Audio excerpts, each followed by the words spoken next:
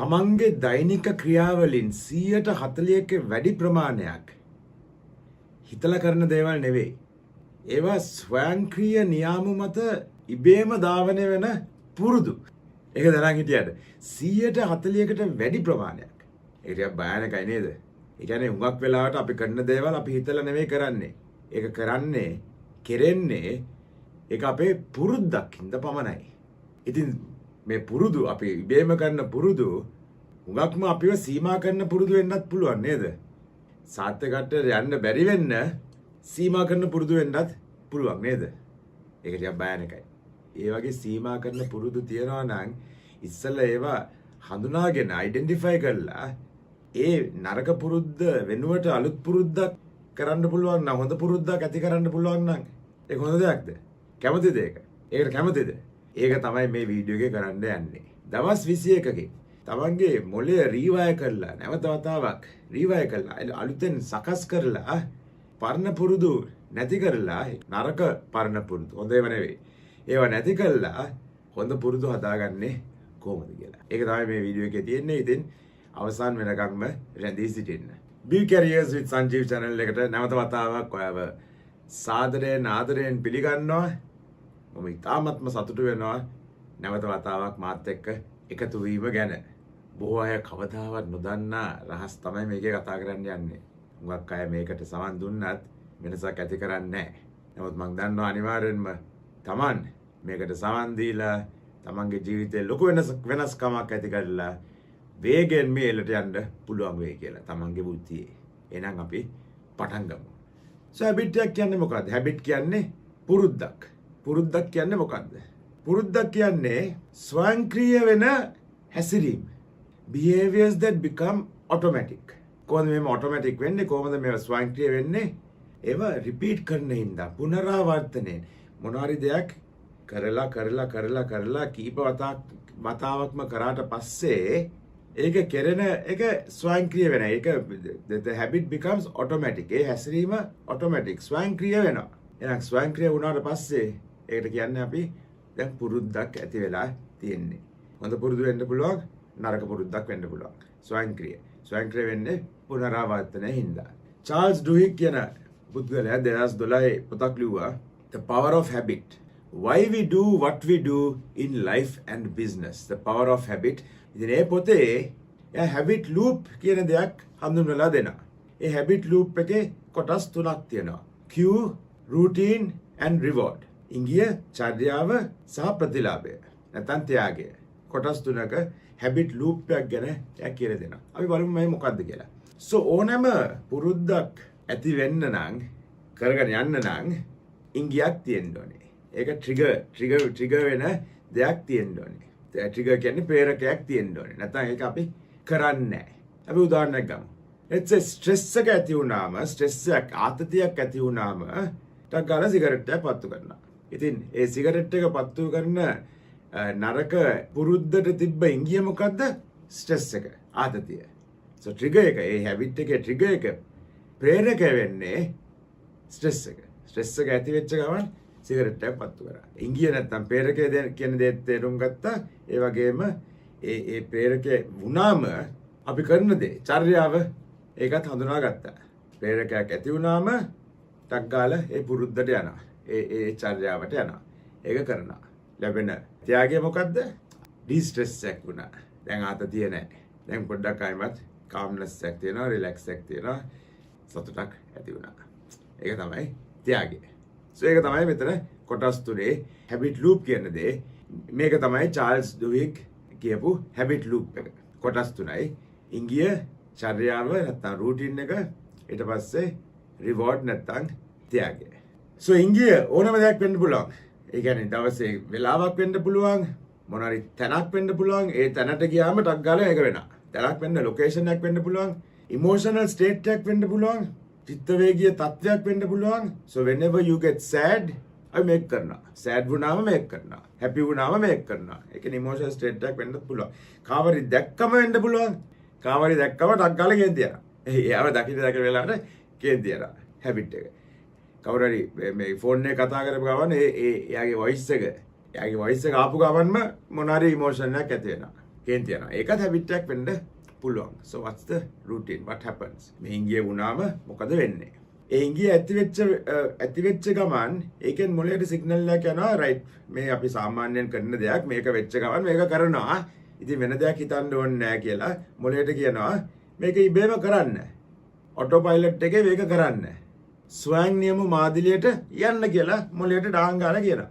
මේක වෙච්ච ගමන් ස්ට්‍රෙස් එක වෙච්ච ගමන් කියනවා right ස්ට්‍රෙස් වෙච්ච ගමන් අපි දන්නවා මොකද්ද කරන්න ඕනේ කියලා. සිගරට් එක පත්තු කරන්න ඕනේ කියලා අපි කියනවා.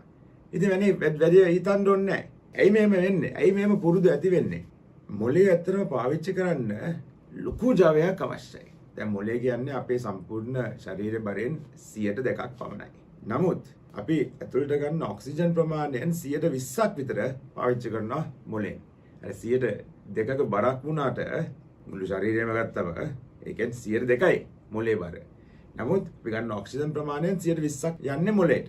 මොළයක පාවිච්චි කරනවා. ඉතින් මොළේ පාවිච්චි කරනවා කියන්නේ lot of energy goes to the brain. Lot of energy is needed there. So energy යන්නේ මොනකටද? අලුතෙන් සිතුවිලි හදාගන්න. මොකක්ද දැන් මෙතනට කරන්නේ? තීරණය ගන්න. So ඒ ඔක්කොම අපිට avoid කරන්න පුළුවන්. මෙතන ප්‍රෝග්‍රෑම් කරලා තියෙනවා නම් මේක වුණාම මේක කරන්න කියලා. එහෙනම් ඒක වෙච්ච ගමන්, ඒ ඉංගිය වෙච්ච ගමන් right අපිට මොළයට කියන්න ඕනේ දැන් අලුතෙන් හිතන්න කියලා මොකද්ද වෙන්න ඕනේ කියලා. ඒකට ජවයක් යනවානේ. ඉතින් ඒක කරන්නේ නැතුව ඒ ටික සේව් කරලා, ඒ එනර්ජි එක සේව් කරලා මොළේ ඔටෝමැටිකලි අර ප්‍රෝග්‍රෑම් වෙච්ච විදියට වෙනවා ඩාංගල්. You see? And that's what a habit is. හොඳ පුරුද්දක් වෙන්න පුළුවන්.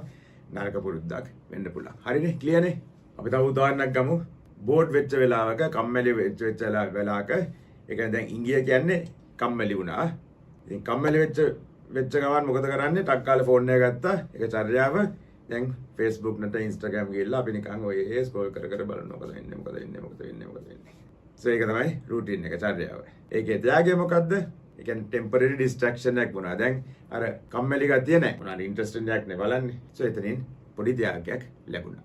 තව උදාහරණයක්. ඉතින් මේකෙන් මොකද අපිට ඉගෙන ගන්න පුළුවන්? නරක පුරුද්දක් කඩන්න නම් ඒ නරක පුරුද්ද ඇති වෙන ඉංගිය අපි හඳුනා ගන්න ඕනේ. ඉතින් සිගරට් බොන එකේ ඉංගිය වෙන්නේ ස්ට්‍රෙස් එක. දැන් ඒක අපි හඳුනා ගත්තා. දැන් මොකද කරන්න ඕනේ? ඒ නරක පුරුද්ද කඩන්න නම් ඒ ස්ට්‍රෙස් එක ඇති වුණාම සිගරට් එකක් බොන්න නැතුව අපි එතනට වෙන දෙයක් ඇතුළත් කරන්න ඕනේ. We have to replace that with something else. ඒ පරණ චර්යාව අලුත් චර්යාවකින් replace කරන්න ඕනේ. We have to replace the old habit with a new habit. නැත්නම් ඒක වෙනස් කරන්න බෑ. පරණ එක නිකන් ඒමම නවත්තන්න බෑ. ඒ පරණ එක වෙනුවට අලුත් දෙයක් දාගන්න ඕනේ එතනට. You understand? මොනවද තියෙන්න ඕනේ? So අපි නරක පුරුද්දක් නවත්තන්න යනවා නම් ඉස්සල්ලාම ඒක ඇති වෙන ඉංගිය ට්‍රිගර් එක ප්‍රේරකයක් මොකක්ද කියලා හඳුනා ගන්න ඕනේ. ඒ වගේම අලුත් දෙයක් පටන් ගන්න නම් හොඳ දෙයක් පටන් ගන්න නම් අලුත් දෙයක් කවදාවත් නොකරපු එකක් ඒකට හොඳ ශක්තිමත් ඉංගියක් හදා ගන්නත් ඕනේ ට්‍රිගර් එකක්. අපි තව කතා කරමු. ඉතින් ඒ උදාහරණයක් ගත්තොත් ස්ට්‍රෙස් එක ඇති වුණාම රූටින් එක මොකද්ද? චර්යාව සිගරට් එකක් පත්තු කරන එක. දැන් සිගරට් එකක් පත්තු කරන එක වෙනුවට වෙන දෙයක් කරන්න එතනට අවශ්‍ය නම් ස්ට්‍රෙස් එක ඇති වෙච්ච ගමන් වෙන දෙයක් කරන්න ඕනේ. So මොකද කරන්න පුළුවන්? ස්ට්‍රෙස් එක ඇති වෙච්ච ගමන් S2 වහගෙන අපි ගැඹුරෙන් හුස්ම ගන්න පුළුවන්. පොඩි මෙඩිටේෂන් එකක් කරන්න පුළුවන්. නැත්නම් පොඩි එක්සර්සයිස් එකක් කරන්න පුළුවන්. ජම්පින් ජැක්ස් වගේ එක්සර්සයිස් එකක් කරන්න පුළුවන්. නැත්නම් පොඩ්ඩක් එළියට ගිහිල්ලා ෆ්‍රෙෂ් එයාර් ටිකක් ගන්නත් පුළුවන්. මේ මොනවාද දෙයක් අපිට කරන්න පුළුවන්. So then what happens? ඒක පොඩ ඒක අලුත් පුරුද්ද වෙනවා. දැන් ස්ට්‍රෙස් එක ඇති වෙච්ච ගමන් සිගරට් එකක් නෙවෙයි පත්තු කරන්නේ. ඒක වෙනුවට අපි වෙන දෙයක් එතනට කරනවා. ඉතින් දැන් දවස් 21කින් මේක අපි මොළේ අපි රීප්‍රෝග්‍රෑම් කරන්නේ කොහොමද?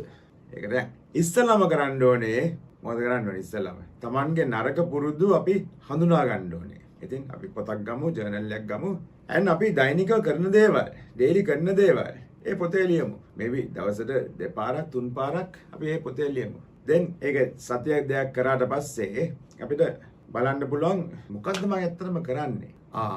මං වැඩියෙන් කනවා නේද ටීවී බලබල චිප්ස් පැකට් එකක්ම ඉවර කරා, අයිස්ක්‍රීම් උත් ඉවර කරා ටීවී බලබල. ඇයි ඒ ෆ්‍රිජ් එක ළඟ තියෙන්නේ? ඒ ෆ්‍රිජ් එක ඇරියා ගත්තා අන්න බලනවා. බල කනවා.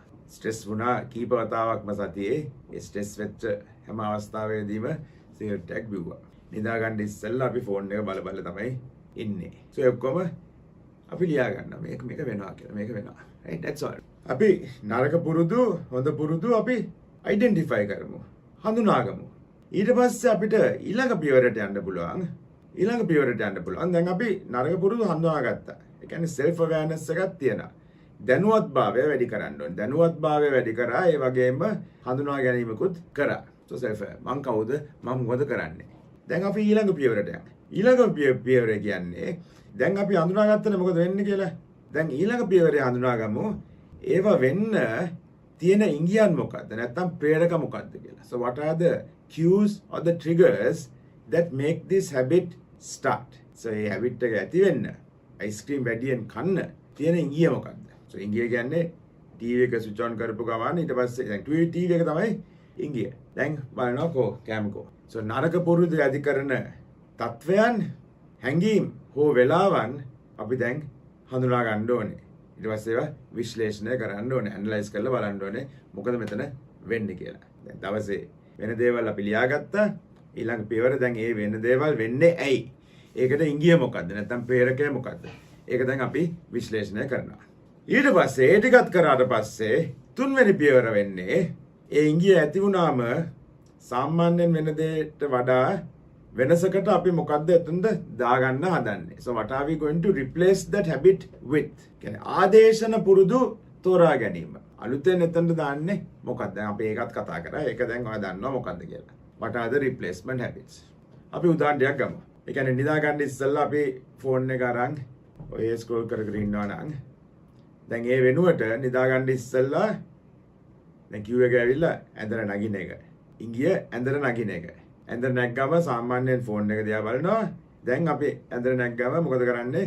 S2 වහගෙන භාවනා කරනවා. නැත්තම් පොතක් කියවනවා. නැත්තම් ගැඹුරෙන් හුස්ම ගන්නවා. So දැන් තේරුණානේ?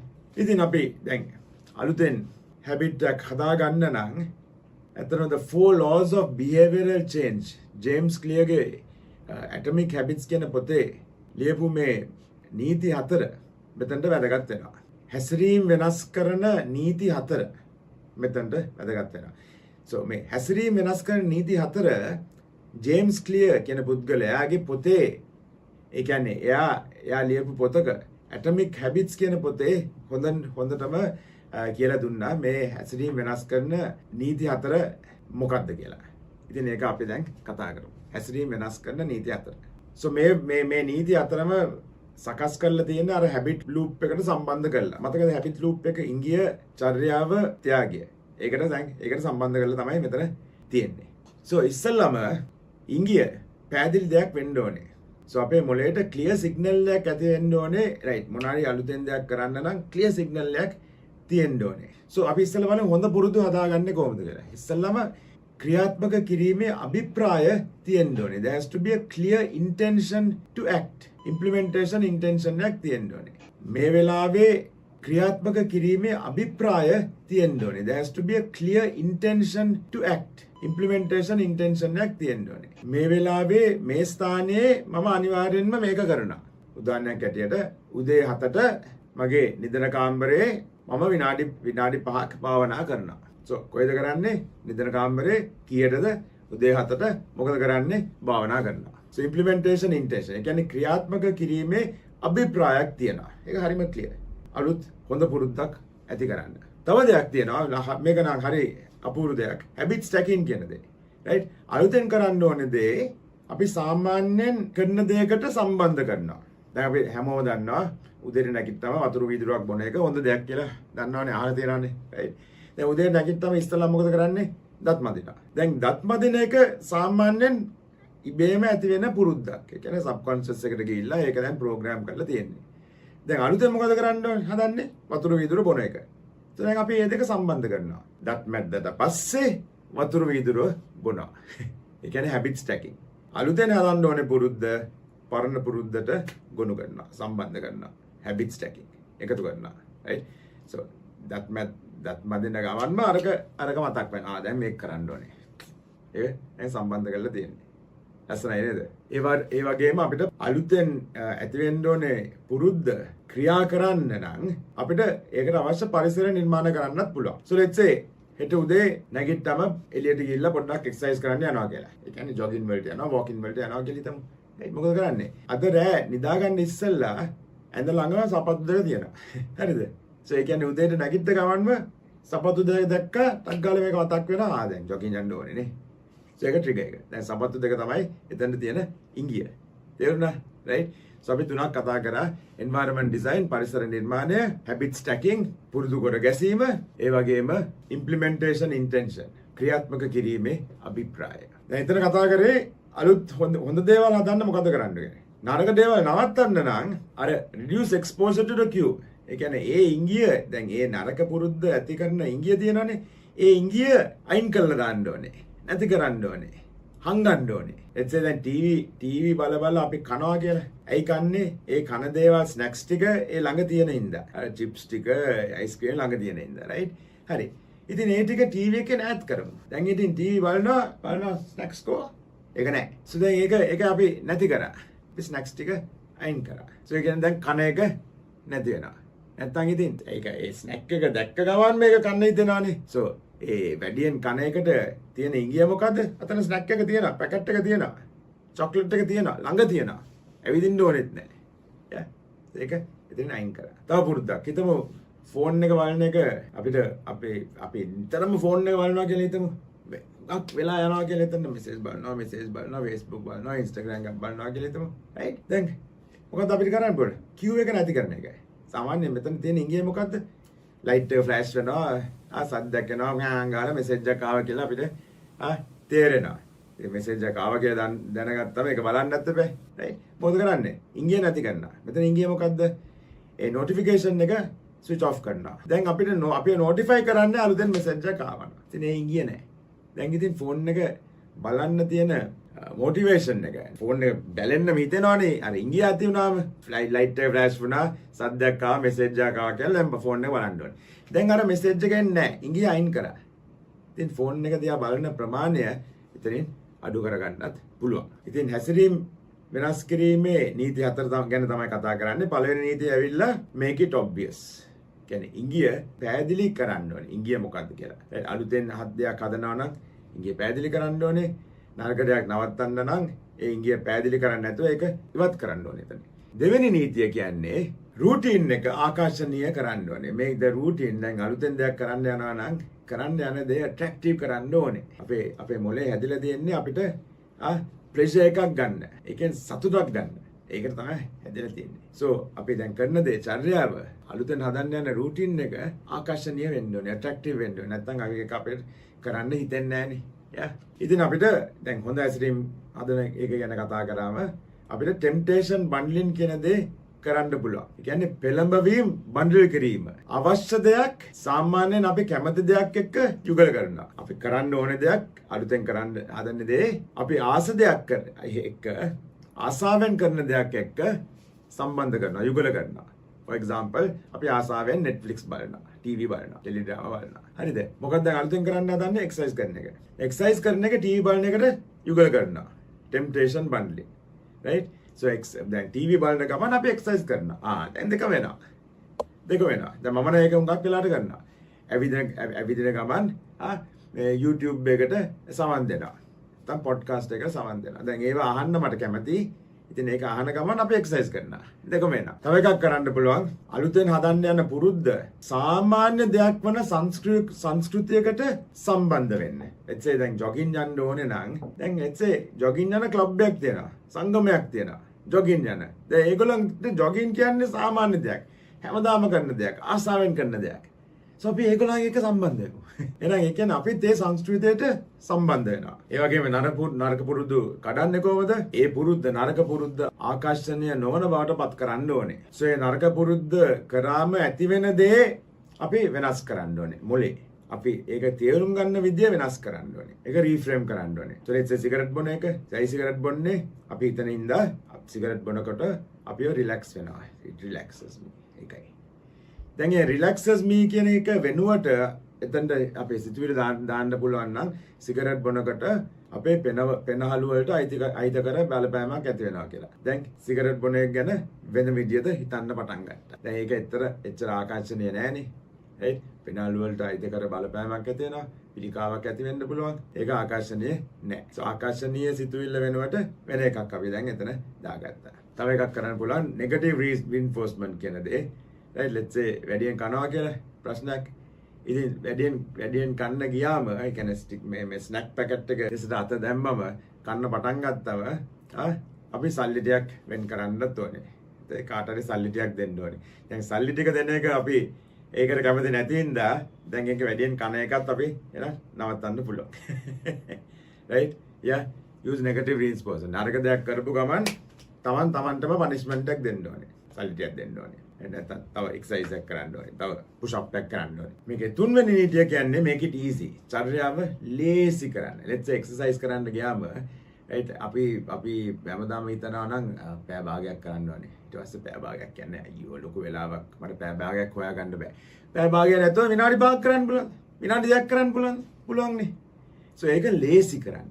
චර්යාව ලේසි කරන්න. උදේට නැගිට්ටා සපත්තු දෙක දැක්කා right සපත්තු දෙක දාගත්තා right විනාඩි 5ක් හරි අපි එක්සර්සයිස් කරනවා. හරි.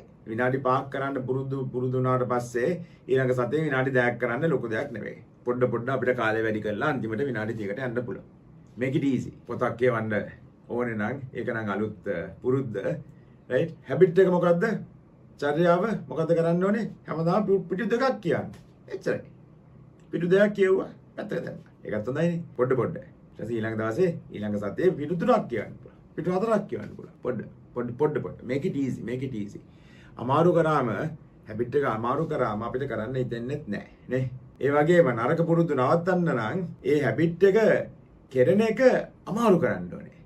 එතේ social media වැඩියෙන් බලනවා නම් ඒක නම් අපේ තියෙන නරක පුරුද්ද Taman හිතන විදියට right එහෙනම් මොකද කරන්න බුණා social media ගියාට පස්සේ එතනින් log out වෙන්න. ඉතින් ආයිමත් social media බලන්න නම් ආයිමත් login වෙන්න ඕනේ. ටිකක් කරදරයිනේ right so අපේ එතන මේ social media බලන්න තියෙන පාසුව අපි ඉවත් කරනවා. පොඩ්ඩක් අමාරු කරනවා. ඒ වගේම නිතරම අපි කනවා නම් කොහොමද කන්නේ? අපි ටක් ගාලා Uber Eats එකෙන් order කරනවා නැත්නම් Pick Me එකෙන් order කරනවා. එහෙමනම් අපි වැඩියෙන් කන්නේ right ලේසිනේ. එළියට යන්න ඕනෙත් නැහැ. ඉතින් ඒ කන එක අමාරු කරන්න මොකද කරන්න පුළුවන්? ඒ apps දෙකට phone එකෙන් delete කරලා දාන්න. දැන් ලේසියෙන් order කරන්න බෑ. ඉතින් order කරන්න බැරි හින්දා කන එකත් පොඩ්ඩක් නැවතෙනවා. අඩු වෙනවා. නේද? හතරවෙනි නීතිය කියන්නේ make it satisfying. ඒ කියන්නේ ත්‍යාගය තෘප්තිමත් කරන්න ඕනේ. reward should be attractive. ත්‍යාගය අපි දැන් මේ මොනාරි කරාට පස්සේ ඇති වෙන reward එක ත්‍යාගය තාමත්ම තෘප්තිමත් දෙයක් වෙන්න පුළුවන්. something that we feel satisfied with. තෘප්තිමත් වෙන්න ඕනේ ඒ වගේම ආකර්ෂණීය වෙන්නත් ඕනේ. so යමක් කරාට පස්සේ ලොකු සතුටක් ඇති වෙන්න ඕනේ. our brain should feel happy. right feel good. මේක කරා. so exercise කරාට පස්සේ reward එක අර the feeling එකක් එනවා. endorphins වැඩි වුණා, ශරීරයේ ජවයක් ඇති වුණා, right? so then one of the things we can do අර again ලොකු තෘප්තියක් ඇති කරන්න පුළුවන් දෙයක් තියෙනවා. මම ඒක පාවිච්චි කරනවා. for example මම jogging යනවා, walking වලට යනවා. ඒකේ එක අරමුණක් වෙන්නේ බර අඩු කරන්න. තව පොඩ්ඩක් fitness එක වැඩි කරන්න. so මම මොකද කරන්නේ? jogging යන්න ඉස්සෙල්ලා මම weight එක check කරනවා කීයද කියලා. jogging ගිහලා ආවට පස්සේ මම check කරනවා කොච්චර අඩු වුණාද කියලා. දෙතන immediate satisfaction එකක් එනවා, immediate reward එකක් එනවා මෙච්චරක් අඩු වුණා කියලා. right so immediate reward එකක් එනවා. ටක් ගාලා එනවා. ටක් ගාලා. ඒක දකින්න පුළුවන්. right ඒ වගේම අපේ progress එක track කරන්නත් පුළුවන්. so හැමදාම තමන්ගේ දැන් තියෙන බර calendar එකේ ලියා ගන්න පුළුවන්. right දැන් notebook එකේ ලියා ගන්න පුළුවන්. දැන් අපේ progress පේනවා. දැන් පොඩ අඩු වෙනවා. ඒ කියන්නේ ලොකු satisfaction එකක් එනවා, තෘප්තියක් එනවානේ. right so ඒ habit එක තව කරන්න අපිට කරන්න මේ උද්‍යෝගයක් ඇති වෙනවා right because අපිට progress එක දකින්න හින්දා. ඒ වගේම positive reinforcement කියන දේ අපිට කරන්න පුළුවන්. ඒ කියන්නේ මේ let's say අර බර අඩු කිරීමේ උදාහරණයක් ගමු right කිලෝග්‍රෑම් එකක් අඩු වුණාට පස්සේ special reward එකක් අපිට ගන්න පුළුවන්. let's say කිලෝග්‍රෑම් එකක් අඩු වුණාට පස්සේ අපි TV වැඩිපුර පැයක් බලනවා. reward එක. right ඒ තමන්ට ඕනේ දෙයක් තමන්ට ලබා දෙනවා. yeah so we can do that as well. ඒ වගේම නරක පුරුද්දක් නවත්තන්න නම් ඒකේ තියෙන තෘප්තිය නැති කරන්න ඕනේ. right make the habit unpleasant. so for example ඔයාලා යාළුවෙක්ට කියන්න පුළුවන් right මචං මේ habit එක තමයි මම නවත්තන්න හදන්නේ. ඉතින් ඔයා මම මේක කරනවා දැක්කොත් ඔයාට කියන්න පුළුවන්ද සංජීව් ඔයා කිව්වනේ ඒක නවත්තනවා කියලා කෝ කියලා පොඩ්ඩක් මට කියන්න කියලා. hold me accountable. මට වගවීම බාර ගන්න ඕනේ කියලා එතන ඔය කියන්න. දැන් සංජීව කිව්වා නවත්තනවා කියලා කෝ right? So you can keep me accountable, hold me accountable. So අපි යාළුවෙක්ට කියන හොඳ යාළුවෙක්. සාමාන්‍යයෙන් ලොකු කාලයක් ඈත් එක්ක ගත කරනවා. ඉතින් එයා අපි කරන නරක දේවල් ඔක්කොම දකිනවා. ඒ නරක දෙයක් දැක්කම එයාටම කියනවා මට කියන්න මම මේක කරනවා කියලා මතක් කරන්න. right? So then that becomes අර habit එක පොඩ්ඩක් unpleasant වෙනවා. අය යාළුවා නිතරම කියනවානේ සංජීව ඇයි කරන්නේ ඒක? නවත්තන්න. right? එහෙනම් ඒක කරන්න chance එකක් අඩුයි. ඒ වගේම right දැන් අපි යාළුවාට කිව්වනේ මම මේක නවත්තනවා කියලා. දැන් බොරුකාරයෙක් වෙන්න කැමැත්තකුත් නැහනේ. right? ඉතින් නවත්තන්න නැතුව ඒක කරනවා නම් යාළුවා කියනකොට සංජීව තාම කරනවානේ. අය බොරුකාරයෙක් වෙනවානේ. එහෙනම් අපි ඒක නවත්තන්නත් තව පොළඹවීමක් එතන ඇති වෙනවා. ඒක නවත්තන්න තව අර පුෂ් එකක් ඇති වෙනවා එතන. ඒ දැන් මම කාට හරි කිව්වා මේක නවත්තනවා කියලා. ඒ නෑ නවත්තන්න දෙපේ. කිව්වනම් නැත්තම් බොරුකාරයෙක් වෙනවානේ. ඒකත් එතනට තියෙනවා. හරි. එහෙනම් අපි නීති හතරත් කතා කරා. දැන් ඒ ටික ඔක්කොම දැන් හොඳට තේරුම් කරගත්තා. දැන් අපි අලුතෙන් හදන්න ඕනේ දේවල් දවස් 21ක් හරි අපි එක දිගට කරමු. ඉස්සෙල්ලා ඒ ටික කරා, අයිඩෙන්ටිෆයි කරා, ඉංගිය මොකද්ද කියලා හොයාගත්තා, right? දැන් අපි කතා කරපු ඔක්කොම දේවල් කරා, right? habits මොකද්ද කියලා ලියාගත්තා. අපි මොකද්ද කරන්න කියලා ඒකත් දන්නවා, ඉංගිය ඒකත් දන්නවා, රූටින් එකක් දන්නවා, ඒක වෙනුවට කරන්න යන දේත් ඔක්කොම දන්නවා, ඒක ඔක්කොම හිතාගත්තා. දැන් අපි දවස් 21ක් 30ක් එක දිගට මේක කරන්න ඕනේ. so ඒකත් අපි දැන් කරන්න පටන් ගමු, right? දවසේ අන්තිමට කරන්න පටන් ගත්තට පස්සේ දවසේ අන්තිමට පොඩ්ඩක් දවස ගැන හිතලා මොකද්ද කරේ ලියන්න. දැන් අලුතෙන් හදන්න ඕනේ පුරුද්ද අද ඇති වුණාද මම කරාද? ඒකට අවශ්‍ය ඉංගිය අද වුණාද දවසේ ඇතුලේ? එන හිතන්න පුළුවන් ඔව් ඉංගිය ඇති වුණා නමුත් ඒක කරේ නැහැ. එවනම් ඇයි කරේ නැත්තේ? මොකද මෙතන වුණේ? නැත්තම් ඉංගිය ඇති වුණා ඔව් කරා නියමයි තෘප්තිමත් වුණා සැටිස්ෆැක්ෂන් එකක් ආවා ඒකත් ලියාගත්තා. ඒ නරක පුරුද්ද ඇති වෙන ඉංගිය තියනවද? අද ඒක දැක්කද නැහැ. මං ඉංගිය අයින් කරලා තිබ්බේ නරක පුරුද්ද අද ඇති වුණෙත් නැහැ. නියමයි.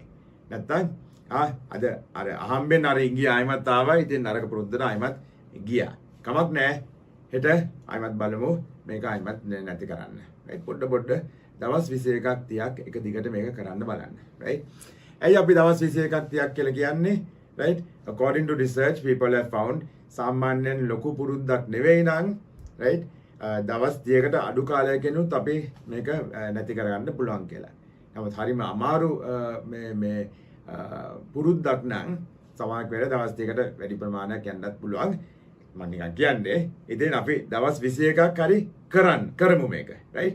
දවස් 21ක් කරාම බොහෝ වෙලාවට අපිට අලුතෙන් පුරුද්ද ඇති කරගන්න පුළුවන්. right? ලේසි පුරුද්දක් නම් සාමාන්‍යයෙන් දවස් 18කින් අපිට ඇති කරන්න පුළුවන් කියලා තමයි රිසර්ච් එකෙන් කියන්නේ. right? so අපි දවස් 21ක් 30ක් අතර කාලයක් මේක බලමු. හරිද? එහෙනම් කමෙන්ට් එක දාන්න. දැන් ඔය පටන් ගන්න යන හැබිට් එක මොකද්ද? නැත්නම් නවත්තන්න යන හැබිට් එක මොකද්ද? ඒක නැවතුනාට පස්සේ නැත්නම් අලුත් එක පටන් ගත්තට පස්සේ අයවත් මම කමෙන්ට් එකේ කියන්නේ කොහොමද කියලා. right? ඔයත් එක්කම අපිට සතුටු වෙන්න පුළුවන් වෙනවා. එහෙනම් අපි මේ වීඩියෝ එක අවසන් කරමු. right? ඊළඟ වීඩියෝ එකේ නැවත වතාවක් හමු වෙන තුරු ආශිර්වාද ඇතිව සහ පරිස්සමෙන් ඉන්න. මම සංජීව් ඔබට සුබ දවසක්.